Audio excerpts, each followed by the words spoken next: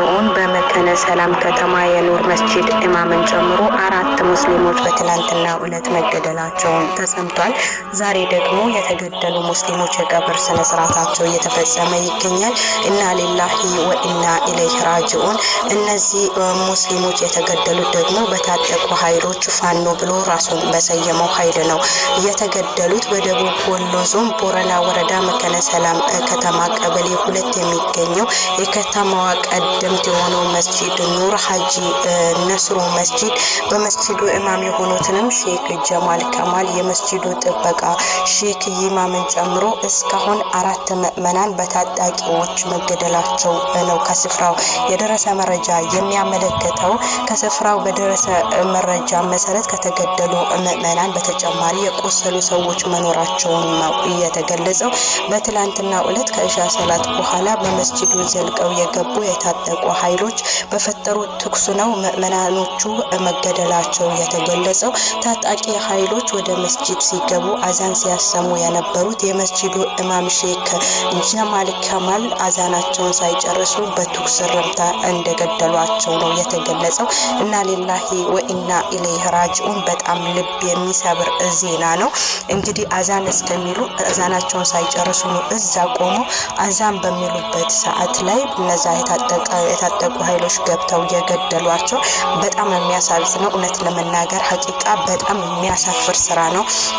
ለሀገር እታገላለሁ፣ ለወገኔ እታገላለሁ፣ ይህ መንግስት አልበጅኝምና መንግስትን አፈናቅዬ እኔ በቦታው እተካለሁ የሚል ኃይል አንድን ሰው አነጣጥሮ ለምሳሌ የሆነን እምነት እየገደለ እየጨፈጨፈ ሀገር ለመረከብ ጥረት የሚያደርግ ከሆነ ይሄ ትልቅ የተሳሳተ መንገድ ነው። እኔ እንደማስበው ከሆነ ይህ ሙስሊሙን ለማጥቃት የተዘጋጀ ሆን ብሎ ሙስሊሙን ለማጥፋት የተዘጋጀ ኃይል ነው እንጂ ሐቂቀታን ሀገርን ከመንግስት ጋር ተዋግቼ ሀገር ተረካቢ እሆናለሁ ብሎ ወይም ደግሞ ወደ 4 ኪሎ ገብቼ መንግስትን ቦታ ላይ ይቆጣጠራለሁ ብሎ የሚታገል ኃይል እንዳይመስላችሁ። ሐቂቀታን ለራሱ ለሚከተሉት ሰዎች መልካም ነገር የሚሰራ እንትን አይደለም ይሄ ኃይል ማለት ነው። እነዚህ ታጥቀው የራሳቸውን ሰው ነው እየገደሉ ያሉት። እነዛ ሰዎች ሙስሊሞች አሉ በነዛ መካከል ማለት ነው። ፋኖ ብሎ ራሳቸውን ከፋኖ ጋር የጨመሩ ሰዎች አለ። ግን ዞሮ ማንን ነው የሚያጠቁት? እዛ አካባቢ የሚኖሩ ሙስሊሙን ማህበረሰብ ገብቶ እያጠቋቸው እያገደሏቸው ያሉት። ሐቂቀታን እኔ በጣም ነው የሚያሳዝነኝ። ምክንያቱም ከሚሰሩት ስራ አንፃር የሚያደርጉትን ነገር እየተመለከቱ ፋኖ ይደግፋሉ። ፋኖ ሀገርን ለማጥፋት ነው እንጂ ቁርጡ የተነሳው ለሀገር ወይ ሀገርን እኔ አስተዳድራለሁ በሚል እንደዚህ አይነት ማስተዳደር ስለሌለ እኔ ሀገር አስተዳድራለሁ የሚል ሰው መልካም ነገር ሰርቶ ነው መልካም ነገር እያሳየ ነው የሚመጣው ሀገር ለመረከብ ማለት ነው። እነሱ ግን ከራሳቸው ሰው እዛ ከሚገኘው ከምስኪኑ ማህበረሰብ ሙስሊሙን እየጨፈጨፉ እየገደሉ ገበሬውን እየጨፈጨፉ እየገደሉ በሚያሳዝን ሁኔታ አሁን እንዳለ የዛ አካባቢ ሰው ብትመለከቱ ተፈናቅሎ ነው ያለው፣ በረሃብ ነው ያለው፣ በችግር ነው ያለው። ይሄንን ችግር ማን ነው እያደረገ ያለው? ራሳቸው እዛ እኛ ሀገርን ተረክበን እናስተዳድሯቸው የሚሉ ሰዎች ናቸው እነዛን እያፈናቀሉ እነሱን እየገደሉ እንዲሁም ደግሞ በተለይ ሙስሊሙ ማህበረሰብ ለማጥፋት ያላቸው ነገር ሐቂቀታን እጅግ በጣም የሚያሳዝን ነው። በቃ ባገኙት ቁጥር ሙስሊሙን ገብቶ መግደል፣ ባገኙት ቦታ የሙስሊሙን ንብረት መዝረፍ፣ ሱቁን መዝረፍ፣ ንብረቱን መዝረፍ፣ እንዲሁም ያው መስጂድ ገብተው እስከነጫማቸው ገብተው እንደዚህ አዛን ሲሉ እነሱን መግደል፣ በቃ ትላልቅ ዑለማ የምትሏቸውን መግደል። ስንት ነው እየሰማን ያለነው? ሐቂቃ በጣም ልብ የሚሰብር ነገር ነው። ግን እናንተ ሙስሊሞች ከነዛ ጋር ሆናችሁ እውነት ለሀገር ይጠቅማሉ፣ ነገ ለኛ ይጠቅሙናል፣ ነገ ሀገር ይመራሉ ብላችሁ የምታስቡ ከሆነ ተሳስታችኋል ፈጽሞ። እነዚህ ሰዎች ራሳቸውን ፋኖ ብሎ የሳየሙ ሰዎች በፍጹም ለእናንተ አይጠቅሟቸውም፣ ለእናንተ አይሆናቸው። ሐቂቃውን ነው እየነገርኳችሁ ያለው። እነዚህ ሰዎች ለሀገር አይጠቅሙም። እኔ ፖለቲከኛ አይደለሁም፣ ግን ከሚሰሩ ስራ አንፃር ነው። ለምን እነሱ እኩልነትን አያውቁም። በቃ ማህተም ማድረግ አለባችሁ ትልቅዬ፣ እነሱን ለመሆን ትልቅዬ ማህተም መሸከም አለባችሁ። የሌላ እምነት ተከታይ ሙስሊም ፈጽሞ መሆን የለባችሁ። ሙስሊም ከሆናችሁ ትገደላላችሁ። ምስኪን መሆን የለባችሁም። ገበሬ መሆን የለባችሁ።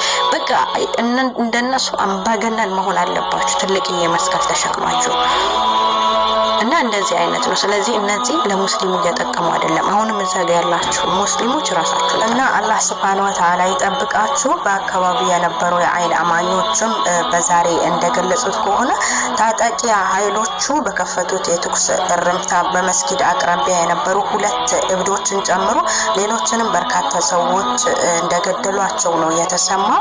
እዛ ጋር የነበሩ እንግዲህ አማኞች በመካነ ሰላም ከተማ የሚገኘው መስጊድ ኑር በተደጋጋሚ የጥቃት ሙከራ ይደረግበት ነበርም ብሏል። ያው በተደጋጋሚ እዛ አካባቢ መስጊዱን ለማጥቃት እዛ ያሉ ምዕመናን ለመግደል ጥረት ያደርጉ ነበርና በተጨማሪ ዛሬ ጧት ደግሞ በመካነ ሰላም አቡበክር መስጊድ በሚገኘው ሙስሊሞች ላይ በጥይት ጥቃት እየፈጸሙ እንደሚገኙ ነው የተነገረው። የትላንትናው አልበቃቸው ዛሬም ጧት ላይ እንግዲህ ጥይት እያርከፈከፉ እንደነበረ ነው የተሰማው።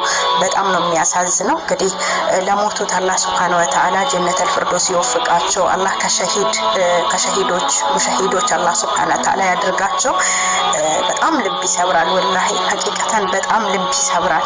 ማለት ሙስሊሙ ላይ ብቻ ያነጣጠረ ነገር እንደዚህ ሲያደርጉ በጣም ልብ ይሰብራል። እኔ እናንተ አሁን ልላችሁ የምፈልገው ነገር ቅድም ጨርሼዋለሁ።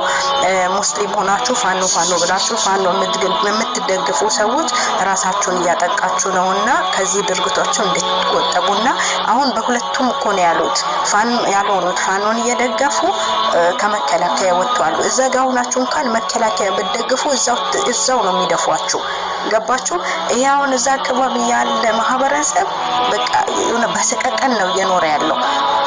እናንተ በምንም ተአምር መንግስትን መደገፍ አትችሉም። ምክንያቱም እነዛ ስለሚደፏችሁ ማለት ነው። የሆነ በሰቀቀን ነው ያለው። ስለዚህ እነዚህ ሰዎች ለሀገር ይጠቅማሉ፣ ነገ የሀገር መሪ ይሆናሉ ማለት በጣም ዘበት ነው። በጣም በተለይ ለሙስሊም ያላቸው ጥላቻ እኔ ምን አይነት ጨካኞች ምን አይነት ሰዎች እንደሆኑ አላውቅም። የጭካኔያቸው ጭካኔ ደግሞ ወደር የለው። በጣም ጨካኞች ናቸው። ብቻ አላህ ይጠብቃችሁ። ያላችሁ በህይወት ያላችሁ የተረፋችሁ አላህ ይጠብቃችሁ። ለሞቱትም ደግሞ ዱአ አድርጉላቸው እና ውዶች ይሄን ይመስላል የዛሬ መረጃ። በሌላ ጊዜ በሌላ መረጃዎች ተመልሰን እስከምንገናኝ